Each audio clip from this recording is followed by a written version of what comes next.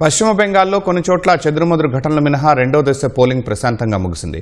బంగాల్లో 294 స్థానాలు ఉండగా ఏప్రిల్ 23న 152 నియోజకవర్గాల్లో పోలింగ్ ముగియగా ఇవాళ 142 స్థానాలకు పోలింగ్ జరిగింది.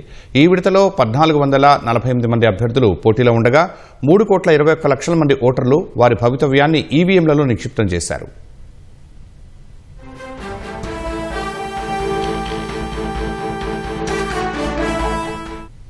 పశ్చిమ బెంగాల్లో తుది విడత పోలింగ్ ముగిసింది. సాయంత్రం 5 గంటల వరకు 89.99% పోలింగ్ నమోదైంది.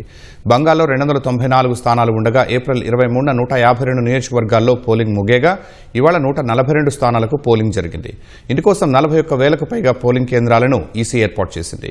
పలుచోట్ల ఉదయం నుంచే పోలింగ్ కేంద్రాల వద్ద ఓటర్లు బారులు తీరారు. భవానీపూర్ నియోజకవర్గంలో సీఎం మమతా బెనర్జీ ఓటు హక్కు వినియోగించుకున్నారు. టీఎంసీ ఎంపీలు మహువా మొయిత్రా, అభిషేక్ బెనర్జీ, బీజేపీ నేత నటుడు మిథున్ చక్రవర్తి, మాజీ క్రికెటర్ సౌరవ్ గంగూలీ సహా పలువురు ప్రముఖులు ఓటు హక్కు వినియోగించుకున్నారు. రెండో దశలో పోటీ పడుతున్న కీలక అభ్యర్థుల్లో సీఎం దీదీ, ప్రతిపక్ష నేత సువేందు అధికారి ఉన్నారు. భవానీపూర్ నియోజకవర్గంలో మమతపై సువేందు అధికారిని బీజేపీ పోటీకి నిలిపింది. భాత్పాండా, రాణాఘాట్, కోల్కతా ఉత్తర్, కోల్కతా దక్షిణ్, రాస్ బెహారీ, జాధవ్పూర్, బాలీగంజ్లు రెండో దశలో కీలకంగా ఉన్నాయి.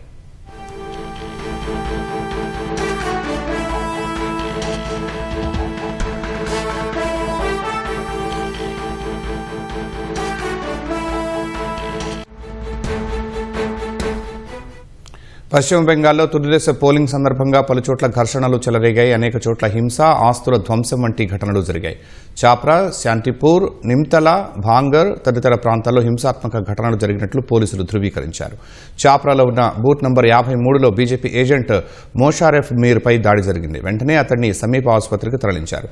అధికార టీఎంసీకి చెందిన దుండగులు తమ పోలింగ్ ఏజెంట్పై దాడి చేశారని బీజేపీ నేతలు ఆరోపించారు. ఈ ఆరోపణలను టీఎంసీ ఖండించింది. అటు హౌడా జిల్లా బల్లి ప్రాంతంలోని ఓ పోలింగ్ కేంద్రంలో ఈవీఎం మొరాయించింది. దీనివల్ల అక్కడున్న వారి మధ్య తీవ్ర వాగ్వాదం జరిగి అది కాస్త ఘర్షణకు దారితీసింది. పరిస్థితి ఉద్రిక్తంగా మారడంతో కేంద్ర రిజర్వ్ పోలీసు బలగాలు రంగంలోకి దిగాయి. ఓటింగ్ సందర్భంగా హుగ్లీ జిల్లాలోని ఓ పోలింగ్ కేంద్రం వద్ద ఉద్రిక్తత నెలకొంది. నకిలీ పోలింగ్ ఏజెంట్లను నియమించారన్న ఆరోపణలతో టీఎంసీ, ఐఎస్ఎఫ్ మద్దతుదారుల మధ్య తీవ్ర ఘర్షణ చెలరేగింది. పోలీసులు జోక్యం చేసుకుని పలువురిని అదుపులోకి తీసుకున్నారు.